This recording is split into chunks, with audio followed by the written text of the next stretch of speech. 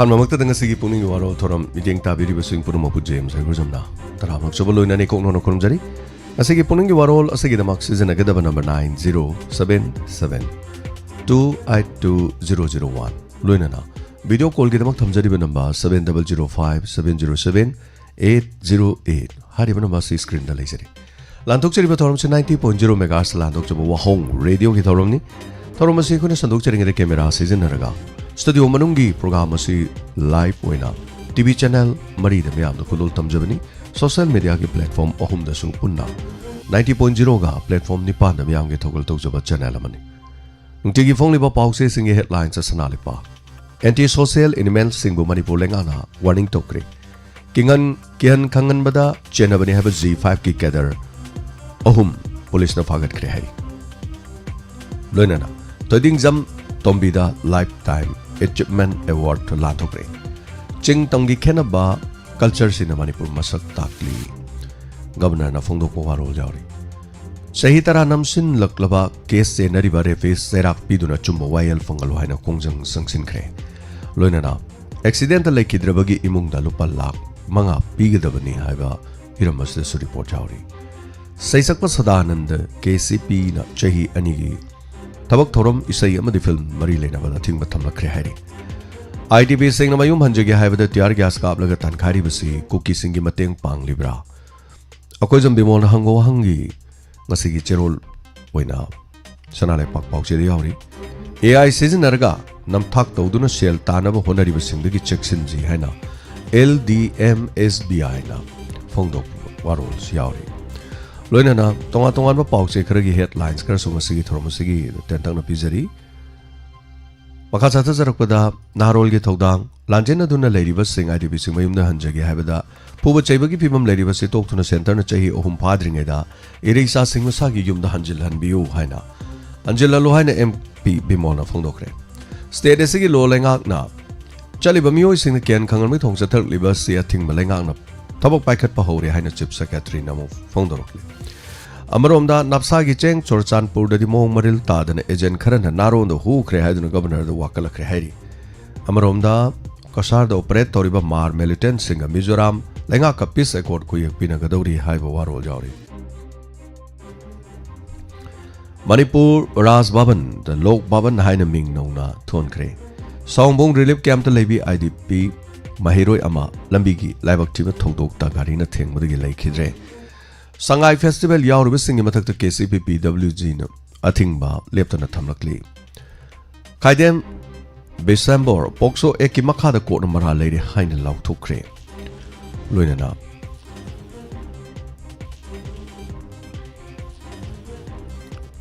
While काती पाउसे असगी headlines असु कनागुमना केन खंगलकपा लेरबदी मनाकनपा पुलिस स्टेशन खुदकतो वाकलंगनबा मणिपुर लेंगाना खंगलकली हाइबि हिरमसिदा यावरी स्कूल यूनिफॉर्म द योंग फी सीजन ननबगी वारेप लौख्रे हाइबा वाफम लोइनाना IDB सिंग मेमदा हंजिननबा बिमोल कोजमना तक्सिनख्रे हाइबा वयलम पाउकी पाउसे की हेडलाइंस असु वारोय सिंगदा हंजिननबा IDB सिंग आर्मी न सेक्शन नंगाक से लौरी पाउमी फाव चंगबदे एंट्री तवलके हाइबा हिरमसिदा रिपोर्ट अमा यावरी लोइनाना पोचैदि थोइना मांगलमदे अदुबु युम मालमद्रे प्रेमिता पगलांग लोइना किंथरमले लोइजरम सा उचेक सिंग लेरमद्रे चारेन खोंबा इमुंग मनुंगी पोचै खरा लोकथोकिबा यावरमी हाइना थासनाना फोंदोरे December लोइगदबा नुमित मसिंग गामसलक्त्रे खोइबा युमदा हंजिल हनबिरो IDB Singh लोइनाना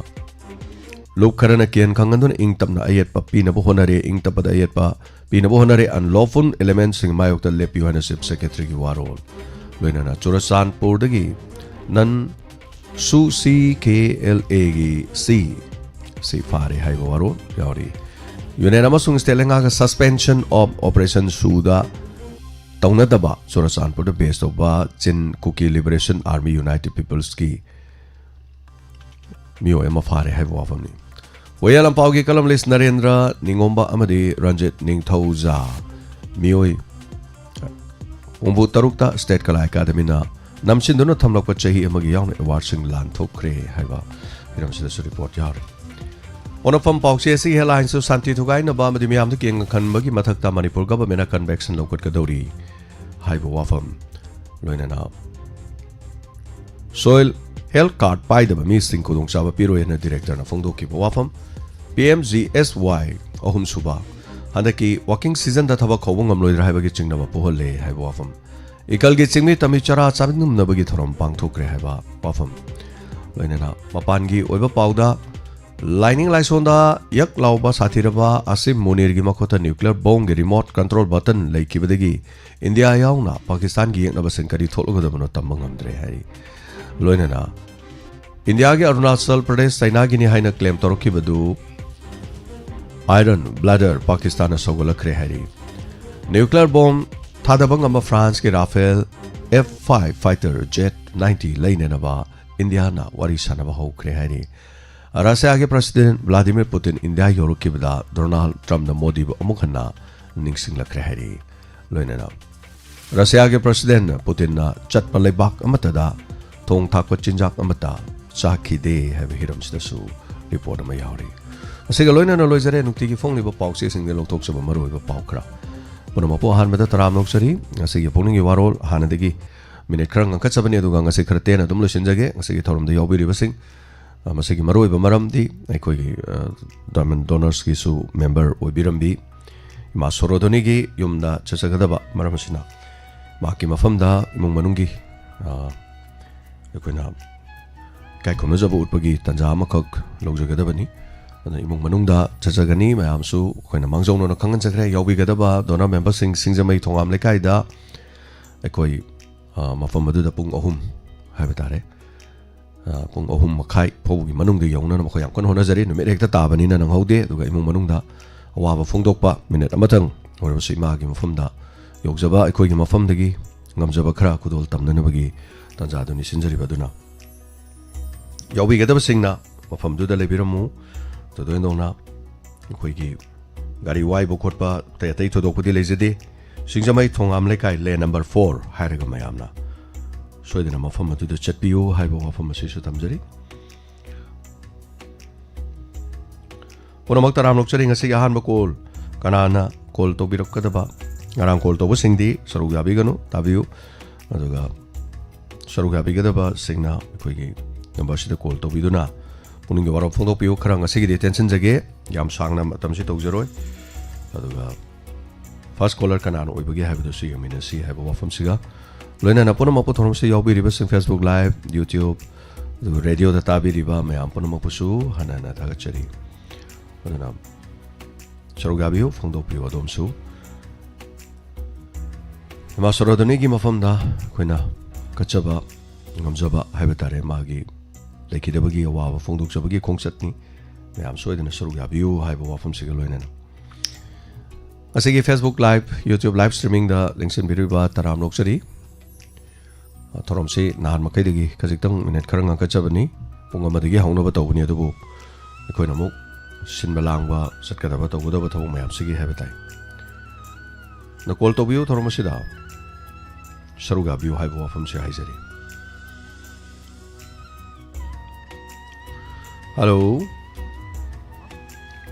hello kon tawjarai bai pangkhai yang pali degi renu tojam Tapiu kari wafam habi ningi habiu asidi wafam ahum mari dang hajage habiu ahan bada khoi gi ina aduga ani chubada na khoi gi inspector tayai gi wari ji kamaina tawada no tharbo hainingai leitana thagat chari moi na tawriba kano tharna thabiriba kano mayam do role mayam do hainingai leitana thagachari aidi kano gi muhi gi memi gi pau pirakpagi muhi gi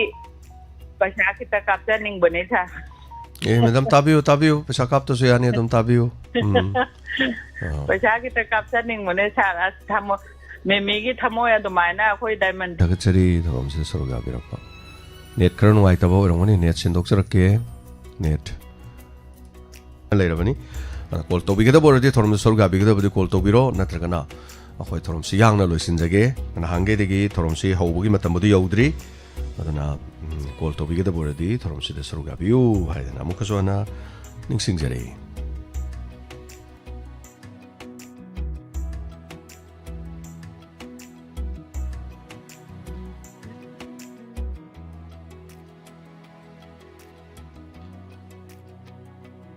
Hello mingama delay from habiu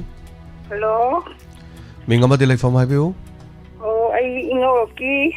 Imalo ko din na Hawaii la ambado. hoi tapiu ma kari habening ba Jagi pauta kita ba dai to siku ning walo la ko da.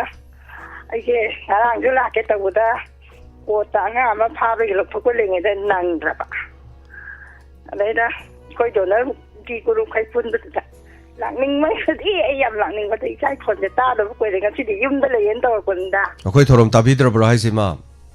Ta đi ta cái này ima je. Adum ko chat chat ba. Ma pa ni to le ta na. Đây này này trái còn ta với trái cái gì. Thế phồn và ta đâu có quỳ đấy han gì có number mang thế ba.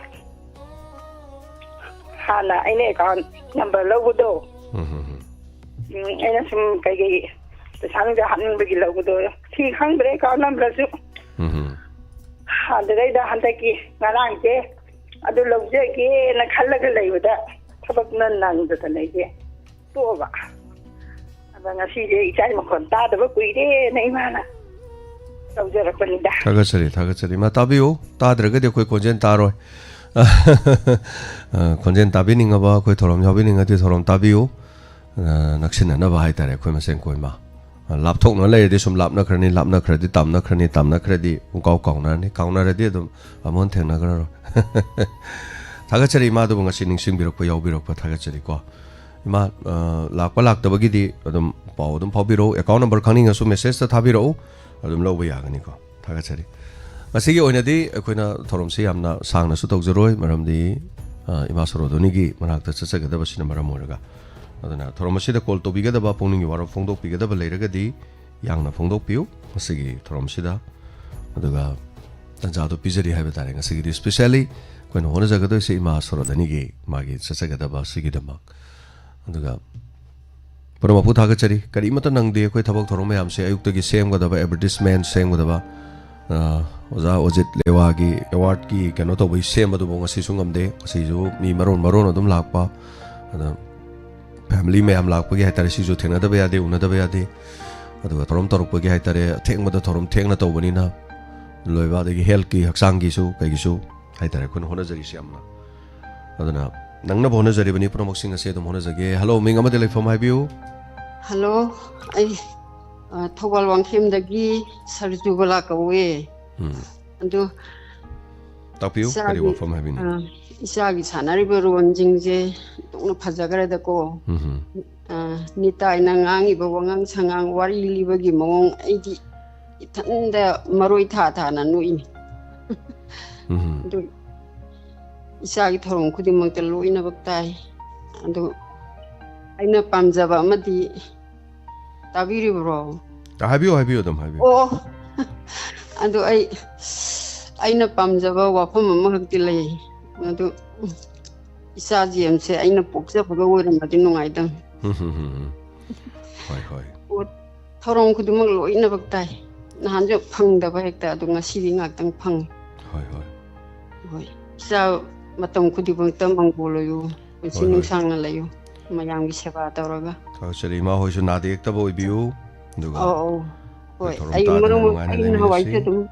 lakjarami adu matung ju lakhini ai diamond dona ju yawgani adu yawbse ai kanana ba phangna ba gi tinati kogi sagi chingon thangna ba dalaiba sorojini do murang themgi hoi isan nupi ne hoi yam nongai sei o thamjarge isai mangol loiba kuding mukta loina ba oi 타가처리 nongai jare thorom sorga birakpa haninga leitan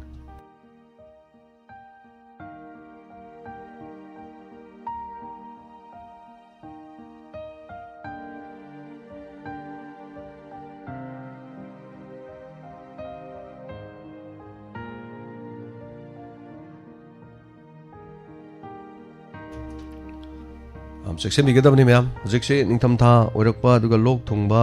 ꯌꯥꯝ ꯅꯨꯡꯉꯥꯏꯇꯖꯥꯠꯅꯤ ꯑꯗꯣ ꯂꯣꯛ ꯊꯨꯡꯒꯦ ꯉꯔꯥꯡꯗꯩ ꯈꯔ ꯑꯃꯨꯛ ꯍꯧꯔꯦ ꯂꯣꯛ ꯊꯨꯡꯕꯁꯤꯅ ꯑꯩꯈꯣꯏ ꯑꯣꯂꯦꯟꯁꯤ ꯅꯍꯥꯟꯗꯤ ꯂꯣꯛ ꯊꯨꯡꯕ ꯂꯣꯛ ꯈꯨꯗꯅ ꯅꯨꯃꯤꯠ 6-4 ꯂꯩꯕꯅꯤ ꯅꯍꯥꯟ ꯈꯛꯇꯪ ꯑꯩꯒ ꯂꯤꯂꯥ ꯆꯠꯃꯤꯟꯅꯕꯗ ꯑꯩꯉꯣꯟꯗꯩ ꯃꯉꯣꯟ ꯂꯥꯜꯂꯤꯔ ꯃꯉꯣꯟꯗꯩ ꯑꯩꯉꯣꯟ ꯂꯥꯜꯂꯤꯔ ꯀꯩꯅꯣꯝ ꯇꯧꯔꯦ ꯑꯗꯣ ꯑꯩꯈꯣꯏ ꯅꯣꯛꯄꯗ ꯑꯩꯅ ꯀꯗꯥꯏꯗꯩꯅꯣ ꯑꯩꯉꯣꯟꯗ ꯂꯣꯛ ꯊꯨꯡꯉꯛꯏꯁꯤꯕꯣꯅꯦ ꯑꯩꯃ ꯀꯥꯎꯏꯅꯦ ꯅꯍꯥꯟ ꯀꯥꯔ ꯃꯅꯨꯡꯗ ꯏꯕꯥꯅꯤ ꯐꯝꯃꯤꯟꯅꯩꯁꯦ ꯑꯣꯂꯦꯟꯒꯅꯤꯅꯦꯅ ꯑꯗꯣ ꯃꯁꯥꯅ ꯏꯃ꯭ꯌꯨꯟ ꯁꯤꯁꯇꯦꯝꯁꯦ ꯑꯩꯈꯣꯏꯅ ꯈꯔ ꯁꯣꯜꯂꯦ ꯍꯥꯏꯇꯥꯔꯦ ꯑꯗꯣ ꯏꯇꯥꯎꯒꯤ ꯃꯆꯥꯁꯨ ꯐꯝꯃꯤꯅꯤ ꯑꯗꯣ ꯃꯉꯣꯟꯗꯗꯤ ꯀꯩꯝ ꯇꯧꯗꯦ ꯑꯗꯨꯅ ꯇꯥꯛꯄꯗꯤ ꯏꯃ꯭ꯌꯨꯟ ꯁꯤꯁꯇꯦꯝꯁꯦ ꯀꯟꯅ ꯂꯩꯕꯁꯦ ꯌꯥꯝ ꯐꯩ ꯍꯜꯂꯣ ꯃꯤꯡ ꯑꯃꯗ ꯂꯩꯐꯝ ꯍꯥꯏꯕꯤꯁꯤ ꯍꯜꯂꯣ ꯒꯨꯗ ꯑꯐꯇꯔꯅꯨꯟ ꯁꯥꯔ ꯖꯦꯝꯁ ꯇꯔꯥꯃꯨꯛꯆꯔꯤ ꯃꯤꯡꯒ ꯂꯩꯐꯝ ꯍꯥꯏꯕꯤꯌꯨ ꯑꯩ ꯈꯣꯡꯁꯥꯡ ꯃꯃꯥꯡꯀꯥꯏꯗꯒꯤ ꯁꯤꯗꯜ ꯊꯥꯡꯖꯝ ꯇꯥꯛꯄꯤꯌꯨ ꯀꯔꯤ ꯋꯥꯐꯝ ꯍꯥꯏꯕꯤꯅꯤꯡꯕ ꯁꯥꯔꯒꯤ ꯊꯧꯔꯝꯁꯤꯡꯁꯤ ꯆꯥꯡ ꯅꯥꯏꯅ ꯇꯥꯖꯔꯤ ꯑꯗꯨꯒ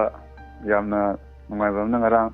ꯆꯤꯀꯣꯡ ꯁꯦꯛꯃꯥꯏꯒꯤ ꯏꯃꯥ ꯏꯕꯦꯜꯁꯤꯡꯗ ꯁꯥꯔꯅ ꯀꯃꯟ ꯌꯦꯡꯊꯣꯛꯄꯤꯕꯗꯣ ꯑꯗꯨꯒꯤꯗꯃꯛꯇꯁꯨ ꯁꯥꯔꯕꯨ ꯅꯈꯣꯏ ꯂꯩꯇꯅ ꯊꯥꯒꯠꯆꯔꯤ ꯑꯗꯣ ꯁꯥꯔ ꯉꯁꯤꯗꯤ ꯁꯤꯡꯖꯃꯩꯗ ꯆꯠꯄꯤꯒꯗꯕꯅꯦꯕꯀꯣ ꯍꯣꯏ ꯍꯣꯏ ꯅꯨꯡꯉꯥꯏꯅ ꯆꯠꯄꯤꯌꯨ ꯊꯥꯒꯠꯆꯔꯤ ꯑꯗꯨꯒ ꯁꯥꯔꯒꯤ ꯌꯥꯝ ꯐꯖꯕ ꯀꯩꯅꯣꯝꯇ ꯍꯥꯏꯖꯔꯛꯀꯦ ꯑꯩꯈꯣꯏꯒꯤ ꯔꯦꯗꯤꯑꯣꯒꯤ ꯍꯧꯔꯝꯗꯥꯏꯒꯤ ꯗꯤꯁ ꯏꯁ ꯋꯥꯍꯣꯡ ꯔꯦꯗꯤꯑꯣꯒ ꯇꯧꯕ ꯀꯩꯅꯣꯗꯣ ꯁꯥꯔ ꯑꯗꯨꯗꯣ ꯌꯥꯝ ꯐꯖꯩ ꯁꯥꯔ ꯑꯗꯨ ꯍꯥꯏꯖꯒꯦ ꯇꯧꯕꯅꯤ ꯊꯦꯡꯛꯌꯨ ꯊꯥꯒꯠꯆꯔꯤ ꯏꯁꯥꯒꯤ ꯑꯩꯈꯣꯏꯒꯤꯅꯤ ꯈꯪꯅꯅꯕꯒꯤ ꯍꯥꯏꯇꯥꯔꯦ ꯍꯣꯏ ꯇꯧꯖꯕꯅꯤ ꯊꯥꯒꯠꯆꯔꯤ ꯑꯣꯖꯥ ꯁꯤꯗꯟ ꯊꯦꯡꯛꯌꯨ ꯁꯣ ꯃꯁ ꯉꯔꯥꯡ ꯊꯕꯛꯁꯨ ꯑꯗꯨꯝ ꯇꯥꯖꯔꯤꯌꯦ ꯔꯦꯗꯤꯑꯣꯁꯦ ꯌꯥꯝ ꯅꯨꯡꯉꯥꯏꯖꯩ ꯇꯥꯕꯤꯕꯀꯣ ꯉꯔꯥꯡ ꯏꯃꯥ ꯏꯕꯦꯜꯁꯤꯡ ꯏꯃꯥ ꯏꯕꯦꯜ ꯃꯌꯥꯝ ꯏꯆꯦꯆꯜ 130 ꯍꯥꯏꯇꯥꯔꯦ ꯑꯗꯩꯗ ꯑꯩꯈꯣꯏ ꯀꯝꯕꯜ ꯌꯦꯟꯊꯣꯛꯆꯈ꯭ꯔꯦ ꯑꯗꯨꯒ ꯚꯤꯗꯤꯑꯣꯒꯨꯝꯕ ꯀꯔꯤꯒꯨꯝꯕꯗꯤ ꯃꯌꯥꯝꯗ ꯎꯠꯄ ꯉꯝꯖꯗ꯭ꯔꯦ ꯍꯥꯏꯇꯥꯔꯦ ꯊꯕꯛ ꯆꯤꯟꯕꯅ ꯃꯔꯝ ꯑꯣꯏꯔꯀꯥꯟꯗ ꯎꯠꯆꯔꯛꯀꯦ ꯑꯗꯨꯝ ꯁꯣꯏꯗꯅ ꯑꯗꯨꯒ ꯇꯥꯡ 9ꯗꯁꯨ ꯑꯃꯨꯛ IDPꯁꯤꯡꯒꯤ ꯑꯃꯨꯛ ꯌꯦꯟꯒꯗꯕꯅꯤ ꯑꯗꯨꯒ ꯃꯗꯨꯒꯤ ꯃꯊꯪꯗ ꯑꯃꯨꯛ ꯈꯔ ꯑꯃꯒ ꯑꯃꯨꯛ ꯌꯦꯟꯅꯅꯕꯒꯤ ꯑꯃꯨꯛ ꯄ꯭ꯂꯥꯟ ꯑꯃꯁꯨ ꯇꯧꯖꯔꯤ ꯑꯗꯨꯅ ꯊꯥꯒꯠꯆꯔꯤ ꯊꯦꯡꯛꯌꯨ ꯁꯣ ꯃꯁ ꯁꯤꯗ ꯍꯥꯏꯕꯤꯔꯛꯄꯒꯤꯗꯃꯛ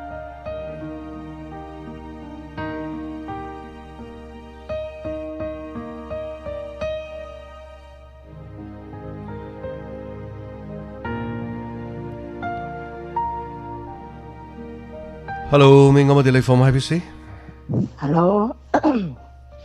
ꯇꯔꯥꯃꯨꯛꯆꯔꯤ ꯈꯨꯃꯟꯗꯒꯤ ꯕꯤꯌꯥꯏ ꯑꯁꯦꯡꯅꯦ ꯇꯥꯛꯄꯤꯌꯨ ꯀꯔꯤ ꯋꯥꯐꯝ ꯍꯥꯏꯕꯤꯅꯤꯡꯉꯤ ꯋꯥꯍꯣꯡ ꯔꯦꯗꯤꯑꯣꯕꯨ ꯇꯥꯕꯤꯔꯤꯕ ꯆꯦꯅꯦꯜꯁꯤꯕꯨ ꯇꯥꯕꯤꯔꯤꯕ ꯄꯨꯝꯅꯃꯛꯄꯨ ꯇꯔꯥꯝꯅ ꯑꯣꯛꯆꯔꯤ ꯑꯩ ꯏꯄꯨꯔꯣꯏꯕꯗꯣ ꯅꯍꯥꯟꯋꯥꯏꯗꯤ ꯏꯟꯁꯄꯦꯛꯇꯔ ꯇꯌꯥꯏ ꯇꯥꯏꯅ ꯆꯩꯔꯝꯕꯗꯣ ꯍꯧꯖꯤꯛꯇꯤ ꯃꯥꯅ ꯍꯦꯟꯅ ꯂꯥꯏ ꯌꯥꯎꯈ꯭ꯔꯦ ꯃꯥꯅ ꯍꯦꯟꯅ ꯂꯥꯏ ꯌꯥꯎꯈ꯭ꯔꯕ ꯑꯩꯅ ꯅꯣꯡꯉꯥꯜꯂꯝꯗꯥꯏꯒꯤ ꯇꯨꯝꯅꯤꯡꯉꯦꯅ ꯇꯧꯁꯦ ꯄꯨꯡ 2:30-3 ꯊꯥꯈ꯭ꯔꯦ ꯑꯗꯨꯝ ꯑꯗꯨꯅ ꯍꯟꯗꯛꯀꯤ ꯁꯦꯔꯦꯟꯁꯤꯗꯤ 3ꯂꯛꯀ ꯍꯟꯖꯜꯂ ꯇꯥꯕ ꯑꯣꯛꯇꯕꯩ ꯋꯥꯅꯤ ꯑꯗꯨ ꯃꯅꯦꯝꯒ ꯃꯀꯨꯒꯗꯨꯗꯤ ꯋꯤꯡ ꯂꯥꯎꯔꯦ ꯍꯣꯏ ꯍꯣꯏ ꯑꯁ ꯐꯣꯔꯄꯣꯛ ꯆꯥꯛꯄ ꯖꯥꯠꯅꯤꯗ ꯌꯥꯝ ꯅꯨꯡꯉꯥꯏꯈ꯭ꯔꯦ ꯑꯗꯨ ꯆꯦꯅꯦꯜꯁꯤꯗ ꯊꯃꯣꯏ ꯏꯅꯥꯛ ꯈꯨꯟꯕ ꯑꯗꯩ ꯆꯦꯅꯦꯜ ꯑꯁꯤꯕꯨ ꯇꯥꯕꯤꯔꯝꯃꯒ ꯃꯈꯣꯟ ꯃꯋꯥ ꯇꯥꯈꯤꯕꯁꯨ ꯃꯌꯥꯝ ꯌꯥꯎꯔꯦ ꯑꯗꯣ ꯋꯥꯉꯥꯡ ꯍꯩꯖꯗꯕꯅꯤꯅ ꯑꯩꯈꯣꯏꯗꯤ ꯄꯪꯅꯁꯨ ꯇꯧꯖꯔꯛꯇꯦ ꯍꯥꯏꯔꯨꯔꯒꯁꯨ ꯑꯃꯨꯛ ꯅꯣꯡ ꯅꯤꯅꯤ ꯂꯩꯔꯒ ꯑꯃꯨꯛꯁꯨ ꯍꯟꯕ ꯌꯥꯎꯔꯦ ꯑꯩꯗꯤ ꯁꯥꯔ ꯈ꯭ꯋꯥꯡꯗ ꯕꯦꯜ ꯑꯃ ꯐꯥꯖꯤꯜꯂꯒ ꯍꯤꯡꯒꯣꯜ ꯊꯕꯛ ꯁꯨꯕ ꯈꯪꯗꯦ ꯑꯃ ꯈꯪꯗꯦ ꯁꯨꯡꯂꯦꯞ ꯂꯦꯞꯇꯦ ꯑꯩꯗꯤ ꯌꯨꯇꯨꯕꯇ ꯇꯥꯖꯕꯅꯦꯕ ꯍꯣꯏ ꯍꯣꯏ ꯑꯗꯨꯒ ꯅꯣꯡꯃꯗꯤ ꯕꯨꯠ ꯇꯣꯡꯉꯒ ꯇꯦꯡꯅꯧ ꯃꯥꯟꯕꯤ ꯊꯥꯔꯤꯉꯩ ꯀꯥꯟꯗ ꯍꯦꯛꯄ ꯆꯠꯄꯁꯤꯗ ꯑꯩꯁꯦ ꯄꯨꯈ꯭ꯔꯤꯗ ꯑꯣꯟꯊꯔꯕ ꯍꯣꯏ ꯑꯩꯅ ꯖꯦꯝꯁ ꯑꯅ ꯂꯥꯎꯕꯁꯦ ꯄꯥꯈꯠꯇꯅ ꯐꯣꯟꯁꯦ ꯆꯣꯠꯂꯕ ꯑꯗꯩ ꯄꯥꯈꯠꯇꯅ ꯑꯩꯁꯦ ꯖꯦꯝꯁ ꯇꯥꯔꯔꯣꯏꯅ ꯆꯦꯅꯦꯜꯁꯦ ꯇꯥꯔꯔꯣꯏꯅ ꯑꯩꯅ ꯖꯦꯝꯁꯅ ꯂꯥꯎꯕꯗ ꯑꯉꯥꯡꯉꯩ ꯅꯣꯛꯏꯃꯤꯅꯦ ꯐꯣꯟꯗꯨꯗ ꯖꯦꯝꯁ ꯀꯧꯈ꯭ꯔꯕ ꯑꯧ ꯑꯗꯒꯤ ꯑꯩꯅ ꯑꯉꯥꯡꯉꯩ ꯆꯠꯇ꯭ꯔꯤꯉꯩꯗꯅ ꯆꯦꯜꯂꯒ ꯏꯕꯨꯡꯉꯣ ꯑꯝꯇ ꯍꯥꯡꯇꯣꯛꯎꯅꯦ ꯅꯪꯕꯣ ꯑꯩ ꯍꯣꯔꯦꯟꯗꯥꯏ ꯆꯦꯅꯦꯜ ꯇꯥꯔꯔꯣꯏꯅꯦ ꯅꯪꯕꯨ ꯑꯩ ꯏꯁꯤꯡꯗ ꯂꯨꯞꯁꯟꯈꯤꯗꯅ ꯑꯩ ꯑꯃꯨꯛ ꯇꯥ ꯌꯥꯗ ꯇꯣꯛ ꯇꯥꯔꯦꯅ ꯄꯥꯈꯠꯇꯅ ꯀꯟꯕꯁꯤ ꯑꯗꯨ ꯐꯦꯟꯗ ꯍꯨꯝꯃꯣꯅ ꯍꯨꯝꯗꯩ ꯀꯔꯤꯝꯇꯤ ꯇꯧꯗ꯭ꯔꯦ ꯍꯧꯖꯤꯛ ꯐꯥꯎꯗꯤ ꯑꯣꯀꯦ ꯑꯗꯨꯝ ꯃꯄꯥꯒꯤꯁꯨ ꯑꯗꯨꯝ ꯃꯥꯏ ꯑꯃ ꯇꯥꯏ ꯑꯩꯒꯤꯁꯨ ꯑꯩ ꯑꯃ ꯇꯥꯏ ꯃꯥꯁꯦ ꯌꯨꯇꯨꯕꯇ ꯇꯥꯕꯅꯦꯕ ꯑꯗꯣ ꯁꯤ ꯆꯦꯅꯦꯜꯁꯤꯗꯤ ꯑꯩꯈꯣꯏꯗꯤ ꯁꯥꯔꯒꯤ ꯊꯧꯔꯝ ꯈꯨꯗꯤꯡꯃꯛꯁꯦ ꯁꯥꯔꯅ ꯀꯩꯅꯣꯝꯇ ꯐꯪꯁꯟ ꯆꯠꯄꯒꯤꯗꯣ ꯀꯔꯤꯌꯦ 5,000 ꯀꯠꯄꯗꯨꯕꯨꯅꯦ ꯑꯗꯨ ꯆꯦꯅꯦꯜꯗ ꯀꯥꯎꯔꯦ ꯑꯣ ꯍꯣꯏ ꯂꯣꯛꯇꯥꯛꯇ ꯑꯗꯨꯁꯨ ꯍꯦꯛ ꯆꯠꯈꯤꯕꯗꯒꯤ ꯑꯗꯨꯝ पैसा दो कपद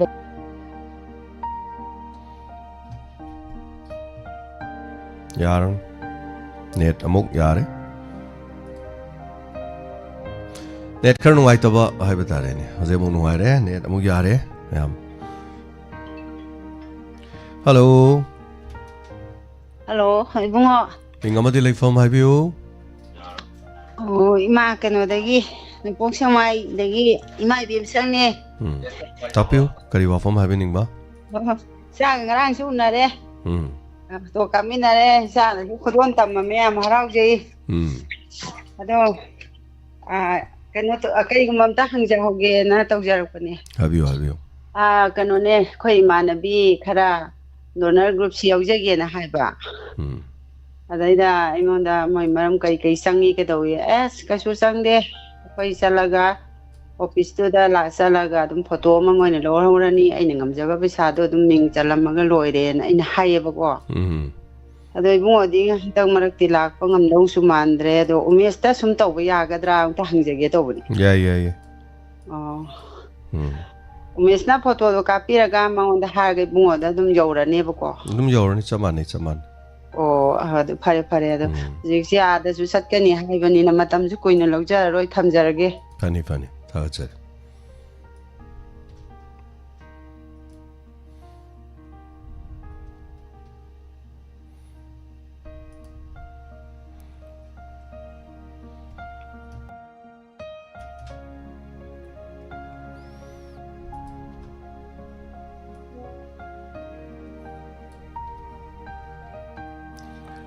मतंगी कॉलर दमो खुदों साफी जरी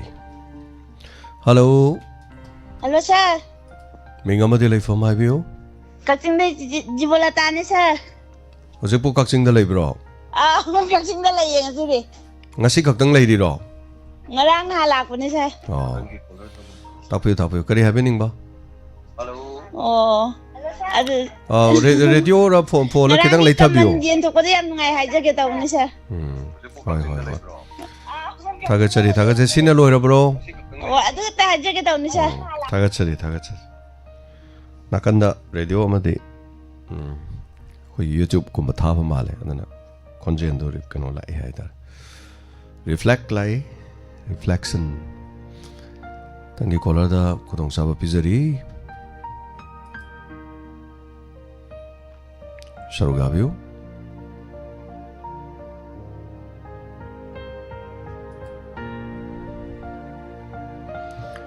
आइसकोम दा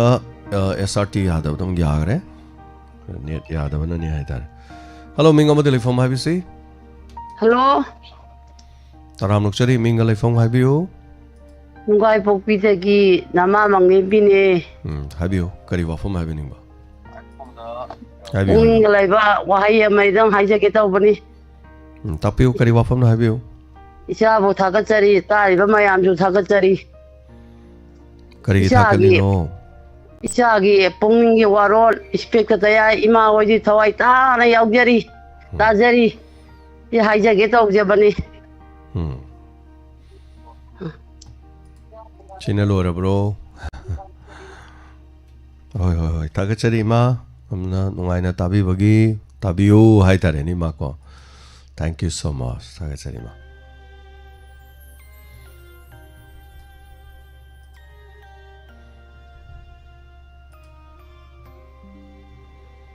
मतंगी कॉलर खुदों साबा पिजरी सिगिदी थरमसिदा कितंग अखोइना गचबगी तंजामा लौजगे हेलो मिंगमदि लेफम हाइबियो यार पोक्तगी इमादम नाने यारी पोकलो जारी पोकलो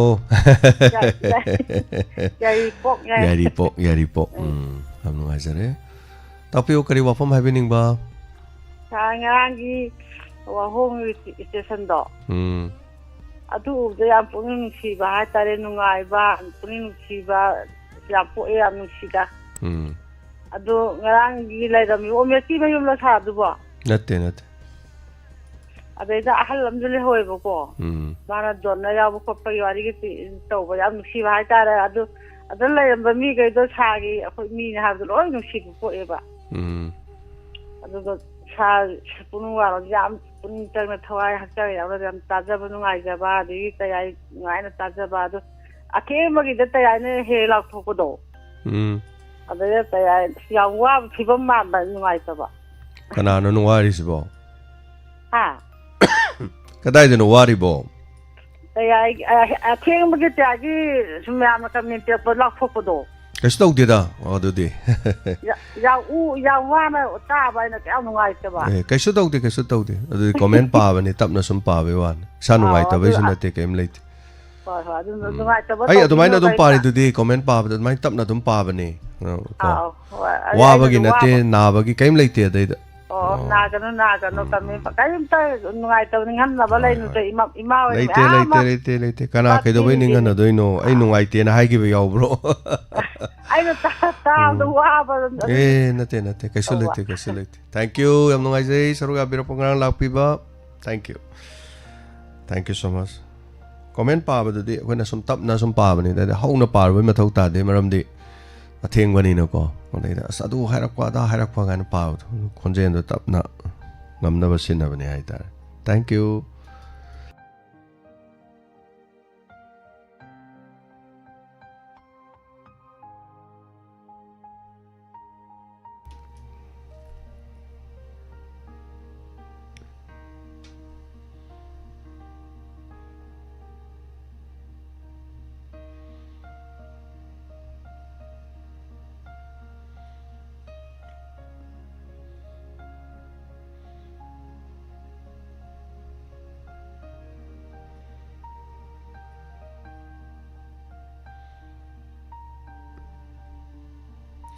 call to view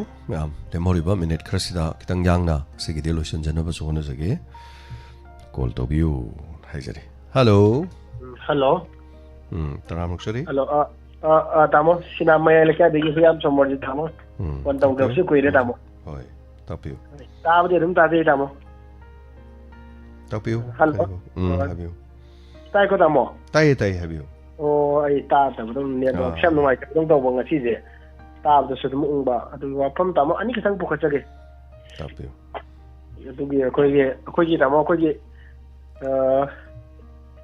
impan akogi kano dagi hyderabad akoi pangai line gi lambi se tamo ko adu gi matik phatre sangang school ne chatpaje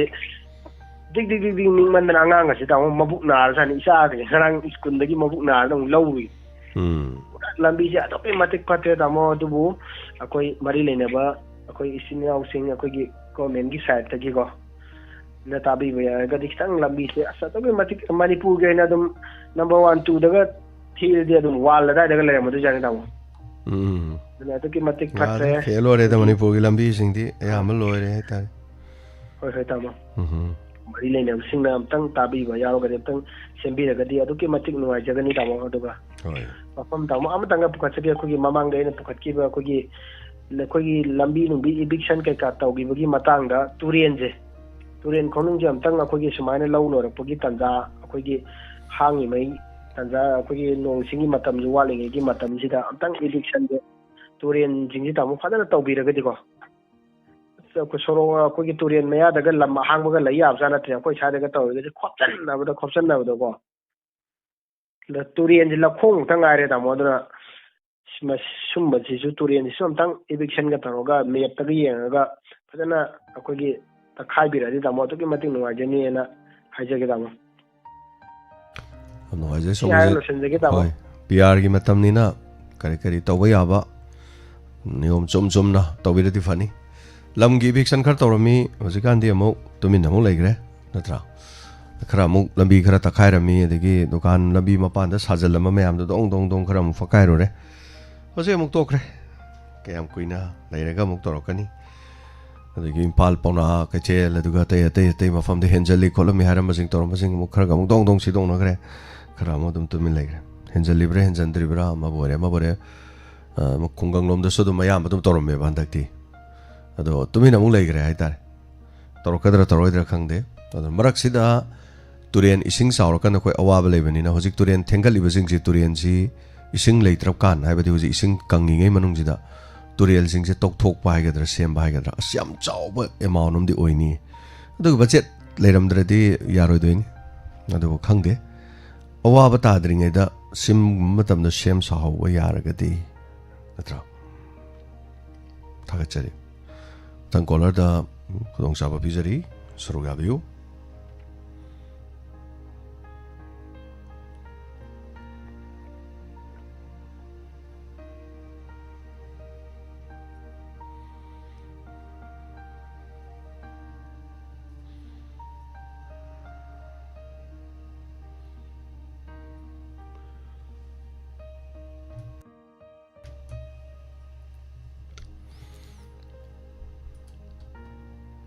ꯀꯣꯂꯥꯛꯇꯕꯒꯤ ꯈꯨꯗꯣꯡꯆꯥꯕ ꯂꯧꯖꯔꯒ ꯍꯥꯏꯇꯥꯔꯦ ꯑꯩꯈꯣꯏꯒꯤ ꯋꯤꯅꯤꯡ ꯁꯨꯕꯝꯒꯤ ꯐꯦꯃꯤꯂꯤ ꯍꯥꯏꯇꯥꯔꯦ ꯋꯤꯅꯤꯡ ꯁꯨꯕꯝ ꯐꯦꯃꯤꯂꯤꯅ ꯉꯁꯤ ꯑꯗꯨꯝ ꯑꯩꯈꯣꯏ ꯃꯐꯝꯁꯦ ꯂꯥꯛꯄꯤꯔꯝꯃꯤ ꯑꯗꯨꯒ ꯃꯔꯨꯑꯣꯏꯅ ꯋꯤꯅꯤꯡ ꯁꯨꯕꯝꯒꯤ ꯂꯩꯈꯤꯗ꯭ꯔꯕ ꯂꯦꯠ ꯏꯕꯣꯟꯕꯤ ꯀꯩꯔꯛ ꯃꯃꯥꯡ ꯂꯩꯀꯥꯏ ꯍꯥꯏꯕ ꯇꯥꯔꯦ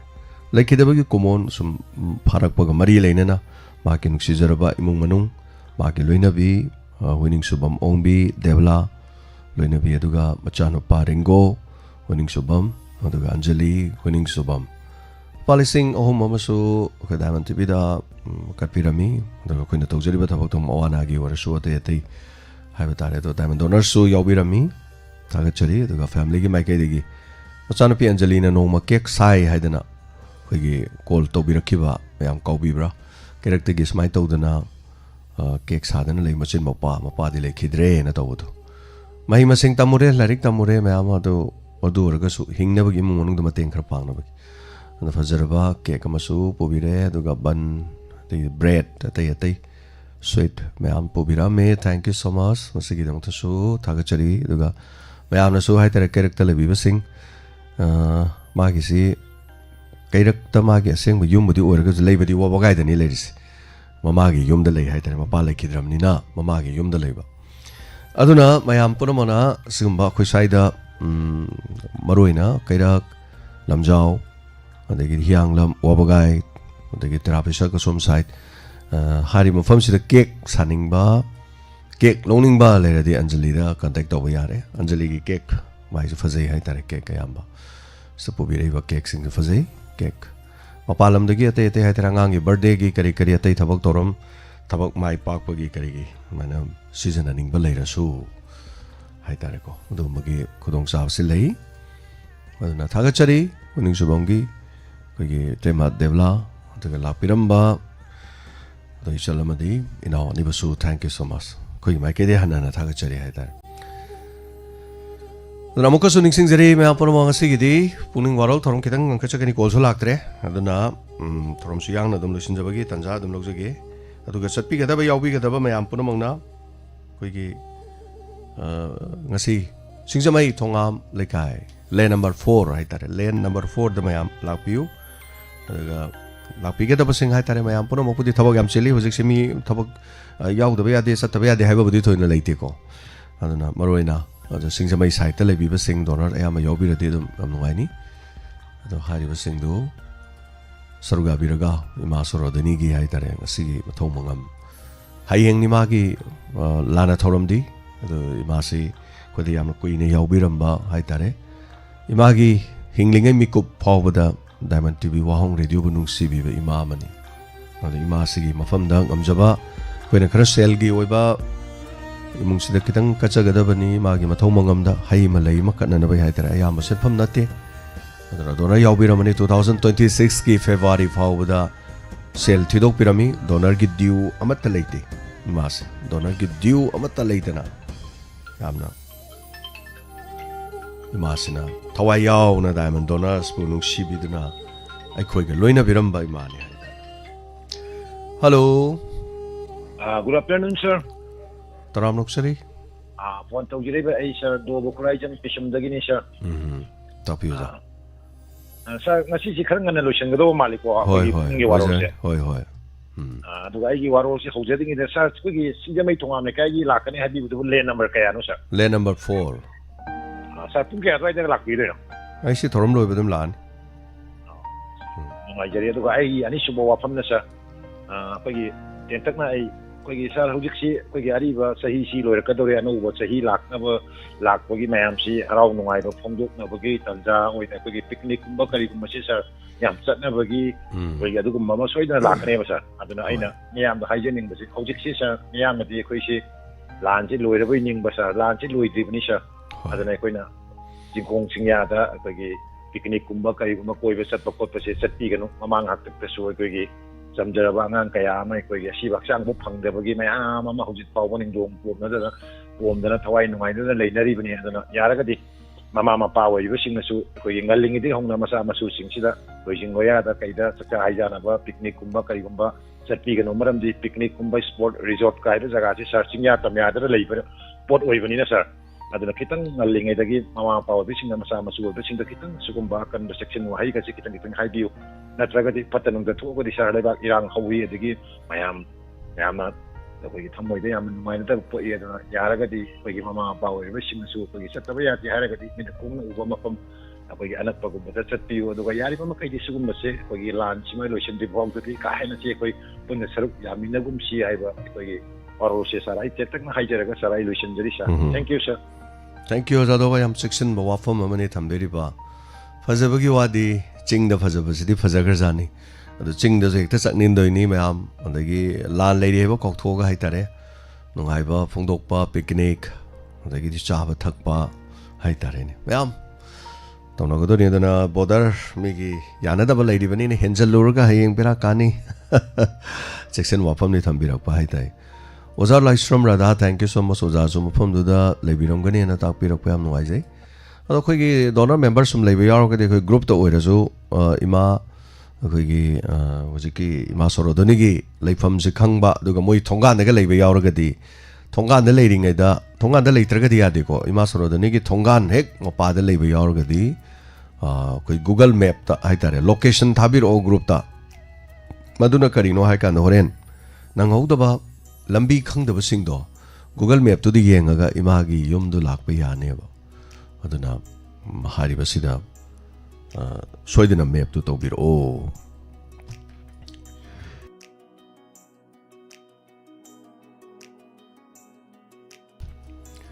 ꯏꯃꯥ ꯁꯣꯔꯣꯗꯅꯤꯒꯤ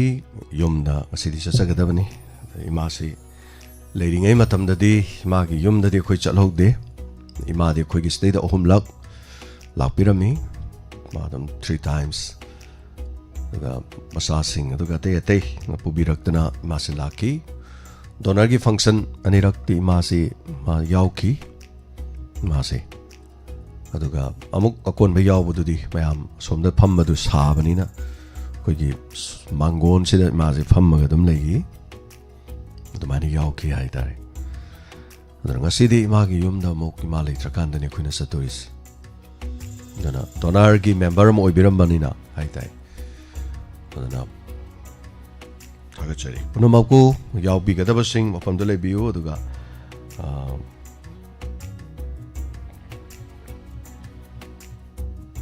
ꯃꯐꯝ ꯑꯗꯨꯗ ꯍꯦꯛ ꯌꯧꯕꯁꯤꯡꯅ ꯑꯩꯈꯣꯏ ꯒ꯭ꯔꯨꯞꯇ ꯂꯣꯀꯦꯁꯟ ꯊꯥꯕꯤꯔꯛꯎ ꯍꯥꯏꯕ ꯋꯥꯐꯝꯁꯨ ꯍꯥꯏꯖꯔꯤ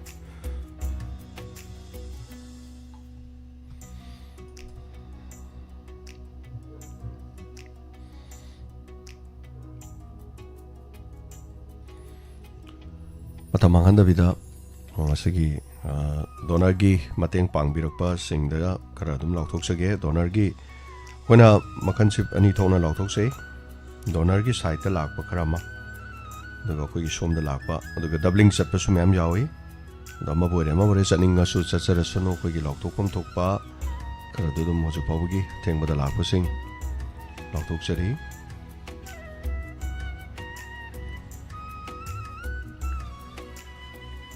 ꯄꯥꯅꯦꯁꯣꯔꯤ ꯂꯨꯄꯥ 100 ꯄꯤꯕꯤꯔꯛꯄꯅꯤ ꯑꯔꯤꯕ ꯃꯦꯝꯆꯥ ꯂꯨꯄꯥ 200 ꯑꯗꯨꯒ ꯋꯥꯍꯦꯡꯕꯝ ꯂꯣꯀꯦꯜ ꯁꯤꯡ ꯂꯨꯄꯥ 200 ꯀꯦꯁ ꯔꯦꯕꯤꯀꯥ ꯂꯨꯄꯥ 100 ꯁꯟꯖꯣꯏ ꯂꯩꯍꯥꯎ ꯊꯥꯐꯝ 100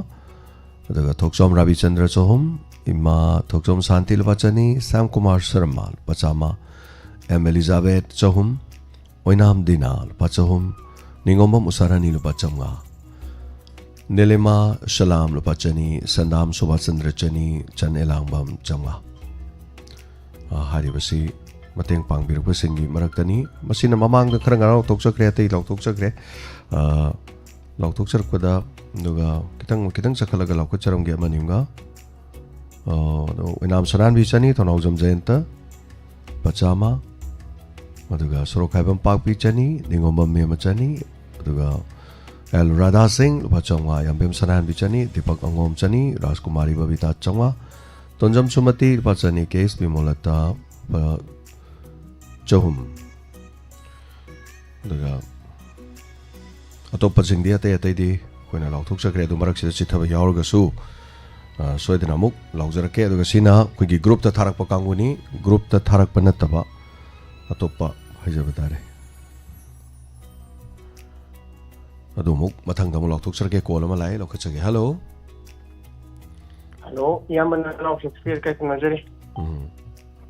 अभी दिम मैं अपना सुनन सर यामन मसीगी पाउसे अते तई मयानसु करी करी हाइना वइ रिक्ता हरांग से काउ थोइ मसाई तुम वारो जखरा ngang खटकनी ना हाइकेति हाइगी ngasi da hayeng la tugi ngasi fujan la na do ngangi ahan jingi ngamjaba khara ओइगे आउ रेडियो की स्टूडियो मफम दा हाइतारे बत्ती बिबा हन क्या मुग लाक की बगे दु मगा सजने दुगा चाम कुंत्रा मुलाय खरा चले दो अंगमबा चाम कुंत्रा दोइदा यामबे यामदबे थीदना ngमजबा ओइगे कंबल इंगक पसेदा कंबल अमम खुदोन तंबीरु बजु हम नुवाई दुगा सही लोचलम दाइजे याम एक्सीडेंट से हम तोइना थोए होजी पौदा कोई संगाई फेस्टिवल की ड्यूटी ताबा हाइगद्रा गाड़ी ना थोमबदा लेजिदबा छात्री दुगा थारगा तंपा खकिनि कोइना थाजैजे तंपा हाइबदी अखोइ इम्फाल मनु मियोइ मंगागी पुंसी लोइग्रे हाइतारे चिंगदसु थोए चिंगी दे थाजारोइगे जानपुर समदसु थोए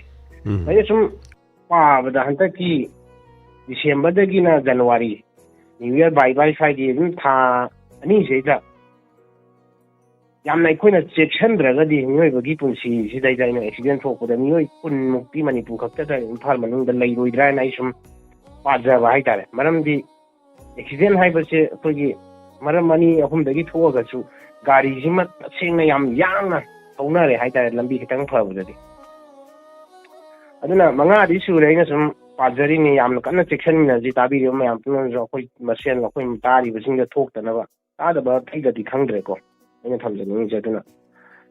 मी कुनमुकी पुंसीदी लोइगद्रा मा लमखांगदा केनो तो तेनगद्राना सुम पाजरी हाइतारे यंगमिनाइ जेदवा गाड़ी जे ताबिरि बिसिंगा जे कोई याम कन्ना थौरु जेतारे इसाना कंट्रोल तौबा ngambada 45 पौसे याम कल्ले अदुम खल्ले अदुम अदुना 40-45 साइबौदा मी लेतबा जगादा थौबा यासिदगी हेना थौरुबदा तंग खुदोंग सिंगाइसु ओइब्रान खल्ले हाइतारे अदुना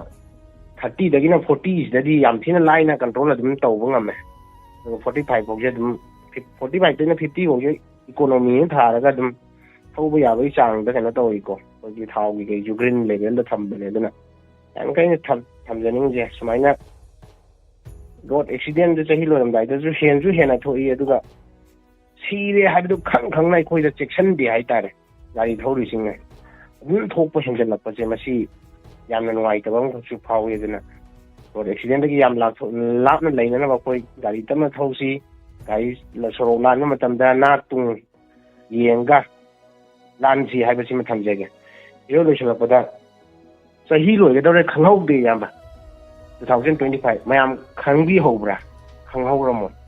अइना थमजनिंगना सही लोइरगा अखोइदा सही जे सुम हापकलकपा मतम जेदमक हौगिदोइने मसी हलारोइदा वांकने हाइतारे पुंसिंग दुबुदि समानन लाकने अदुना यारि मखै मतम जे यामना हैना सिंगना सिजनरगांदा अखोइदा कानाबा मा लहौननबा दगी सेल तालहौनबा तानरी गाकनी कोइना हाइजरि जुदे से तमुबि बोगदा ngara adum hairamisini inda hallani haidana laita yadamina aduna yumda leibirisin matam manghandana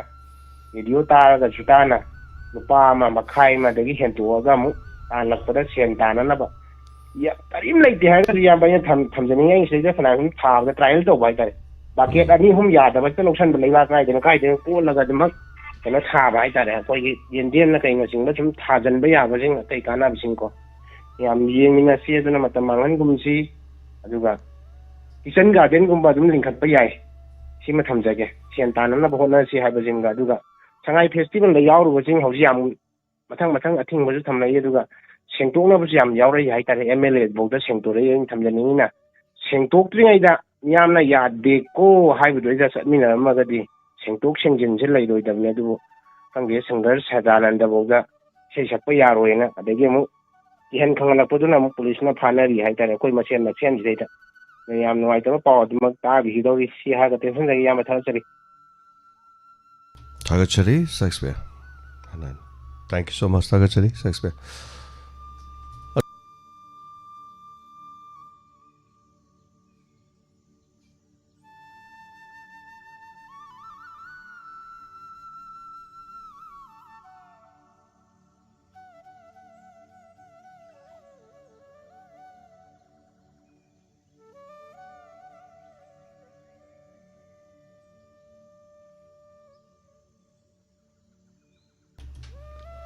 Tagachari Hanana.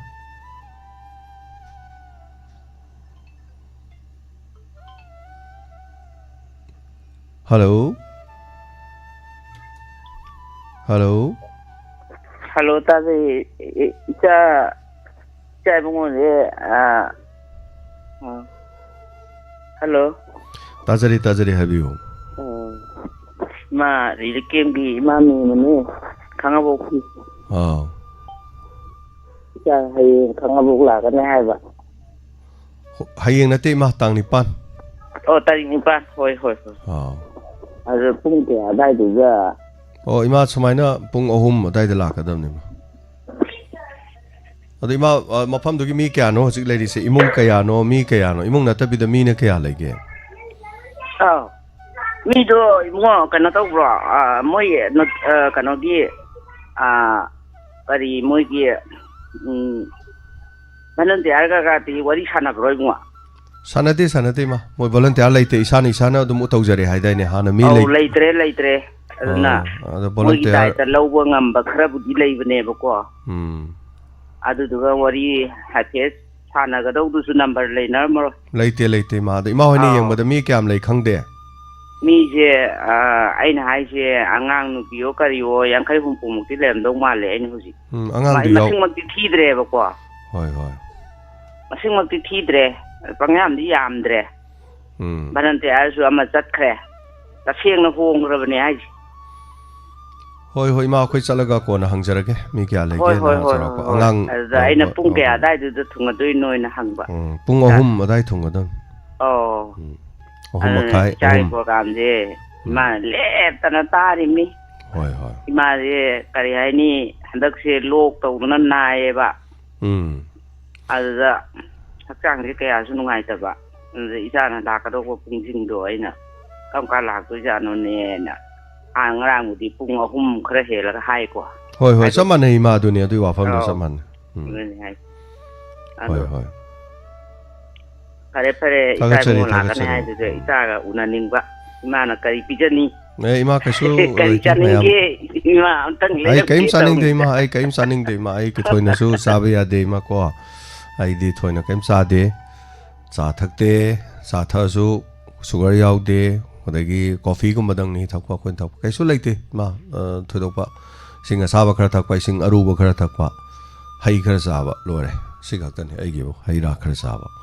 sai sing du sanga chai chabu di du sanga char ai yam cha de ma chet ma kai ma ketang de na kai cha de du nga thong ju zoro to la cha de ma mai ma che me sa to ko ma na bera beri na ko chinju khar cha ba yong sa chinju khar cha ba adu su ya ga ya pontre da loina anu ga jare thank you so much ai call ma khala ko chara roi ngasi gi wena aduna mateng pang birak pa khara chitha jaw bangarang lokthok chaba da chitha jaba sigi khara lakwa khara ga tanja tu pijari jana oza jenta tokchom dali dagi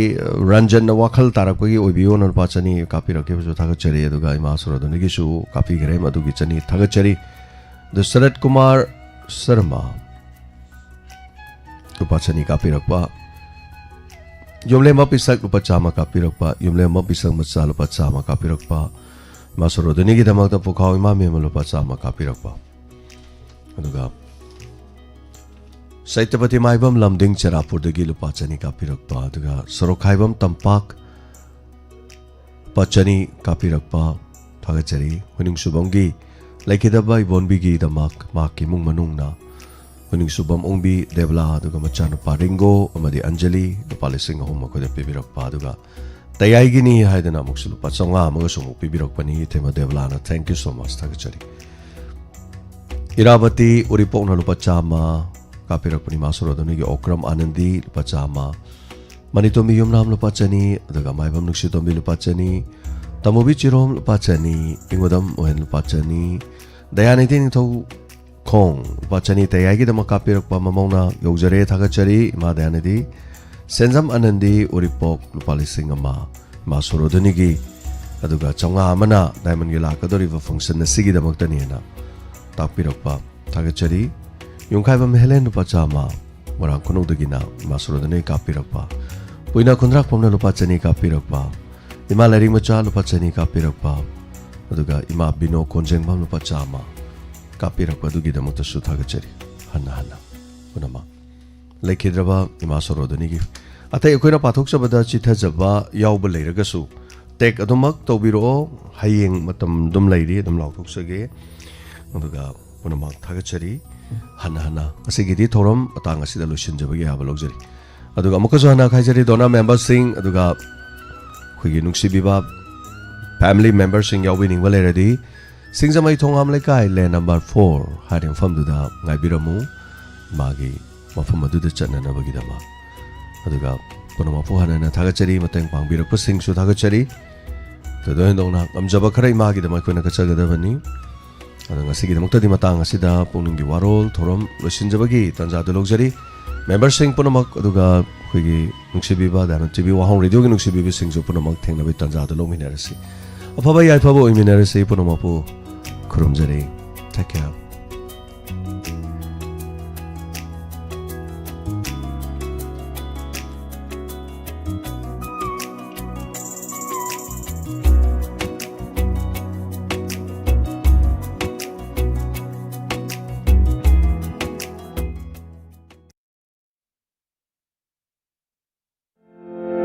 Travel Club Manipur miyam gidama nungairaba paujel ma puduna laksari pungning wakhal pothana naba fajaraba mafum singda lam koiba loinena fajaraba mafum kayada adom explore to bining lebadi adom gidama Travel Club Manipur na khudong chaba pijari group oine chatkadaba loinena family oine punna chatminara suyaba fajaba mafum kayada adomna chatpining badi phawba adubu mafam adu dana chathok chasin tawbada guide chingbagi khudong chadaba kayamarum leibna adomna chatpungam daba leirabadi tanja sima hanbiragan Manali Kalu hariba mafam sida chatpa yabagi Imphal digi Delhi fawba direct flight loinana Delhi dagi Imphal fawba direct halakbagi flight 5 night 6 days ki oina February ki tang tara manga dagi na February kun English singri kun tarukta chachagadori basida yawbining labadi ngasing ma paw phawbi sumna tangi mi amagi lupali sing kun go humdoiga chamapan maudra mapan khongchada sigi khudong saba sing manungda breakfast dinner accommodation transport punamak free da oijaragadaba fajaraba mafam sing istal lam koi bachat nanabagi dabak amadi explore to bining labadi ngasing ma tanabi masida natana Sikkim da dom na satpining labadi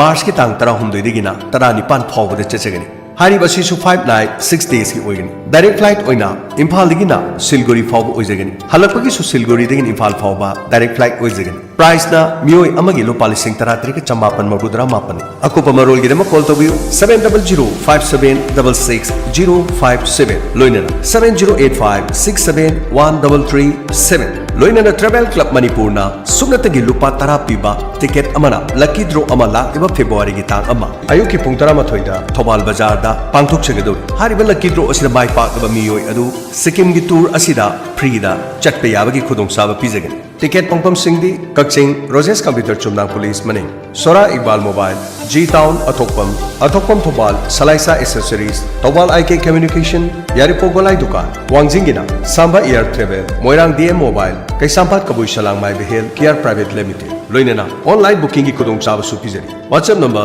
7005766057 amukana 7005766057 Lucky draw number se kwa kaichel 360 na like thajagani free course tabak thiriba miyoy singidabak nungairaba pawje tagel da leriba Central Institute of Petrochemicals Engineering and Technology CPET Department of Chemical and Petrochemicals Ministry of Chemicals and Fertilizers Government of Indiana Pradhan Mantri Kausal Vikas Yojana PMKVY 4.0 scheme asigi makhada tha marigi free da tamba yaraba course kharigi khudong chaba pizari akang ama masing sumatagi chamaga kun khaktani course sing adudi ahanbada machine operator plastic processing ani subada machine operator injection molding ahum subada machine operator and programmer CNC milling course asi tambada yamdrabada class 10 pass tawraba masagi sahi tara nipan digena ni phumanga phawgi manungda leiba mihoy oigedabani course sing asigi kanaba khadang palabada course asi tamningi manungda boarding amasung saba free oijagani masida sunatana uniform amadi learning kit chingbasu free da phanganjagani nupa masa amadi nupi masa singi 24/7 security gi meeting makhada separate hostel pijari course asi loirba matungda India gi reputed company amadi India gi mapalda thabak tawbagi khudong sabasu phanghalli hairibu sing asi yawbining busingna ngasi malengsin biro CPET Imphal tagel da lakpiduna khudong sabasi lobiu akopa marol gi dama call tobiu 7005596 loinana 700531207 masida natana mafam masida personality development classes loinana basic computer classes khudong chaba kayasu pijari ngasi maktana biu unabiu aishu ngasi dagi sahi taragani toyumdogi mamangda yam kanna palsin najagibne doctor da han salagai layengi injection kaptana kotana injection ahumla kapi kana bakarem ta phangide thengna badagi advertisement tawud thengna badagi aisi laibu yongge hadana lakku matamda akogi kaka gafar kabiras gafar ma thengna jare magi hidaksi matamdu saraga sumnagi nom khatang da sabani adu hujiksi pura cure tawgidana haksang sin nungaire adugi matungda aina atopa agi marum mapang khangna sanaba ama amada in pau tamjabadagi makogi su langminaraga hidaksi laudana anirak ohumrak laukre loina phakre ngasi namu laktari sina yi kubo agi na pegi mapa ma popiba ado ahansi gisu laurusi haidana sarusi soin phani thajabagi loina lakjabani ana mayamsu suksoi seden lakpiu hojikti kakadu leigi taba kuire aduga nomchana jubeda bigam kawe mana hojik hidak langtaki sembagi thabaki tawi mayam pan bengunda mayam nisindiro Kabirani Phundra Mayum Jubida hidak asi amuktang thakpada nungsang haibri piles pungpha phanba ngamle laina sina naduna khudong chadaba kayamarum adom mayuk nabirabadi ngasi ma mayang Imphal Bengunda leriba Phundra Mayum Jubida amadi Safik Anwarga unabi akupa marol gidama call tobiu 9856016888 amadi 9402783274 piles naba anaba gidama Kabirani Phundra Mayum Jubida amadi Safik Anwar mayang Imphal Bengal Siri Siri Gaurachandrai Namha Purbashramda Aikoi Khwaigi Irakta Tinbiramba Sri Takhelambam Arun Singana Magi Nungsijaraba Imung Manung Khwai Pumnamak Puthaduk Lamlaga Haukiba Tang Ama Tha Taranithoi Ing Lising Ani Kunga Manga Poinugi Taramathoi Nipanba Leipak Pokpa Numitta Sri Gurugi Kripadagi Base Olaga Sri Ratana Das Annata Manjuri Haiba Nam Phangjaraduna Brindaban Prapti Oikri Satliba Tha Sigi Tang Taru Tha Taranithoi Ing Lising Ani Kunga Manga Poinugi Tara Tareni Panba Thangja Numita Asti Sanjay Laukhatjaraga Lakliba Tang Taramari Tha Taranithoi Ing Lising Ani Kunga Manga Poinugi Kunga Manga Ni Panba Nomaijing Numit Asida Saradadin Thokle Numit asida laikidrabagi atma santigidamak ngamjaba hai lai kharadang Harinam Sankirtan galoinana Siri Siri Gaurachandra Mahaprabhugi charanda kachagadauri Upalakya asida Brahman Vaishnav Ahallaman Ima Ibel Marup Mapang Ichejel Khwai Kibikna Matam sana lengbirakuna Harinam tabiranaba nolokna ningsingjari Thauramasi ayukta loishinjagani Khanghanjariba Takhelambam Keso Singh Mapa Takhelambam Ongbi Sanahanbi Devi Mama Huining Sumbam Ongbi Sandhyarani Devi Mache Takhelambam Ongbi Tampasna Devi Loinabi Wangjing Sorokhaibam Laikai Opposite Maido Lampa Government of Manipur Office of the General Manager District Industries Center Bishnupur District ki oina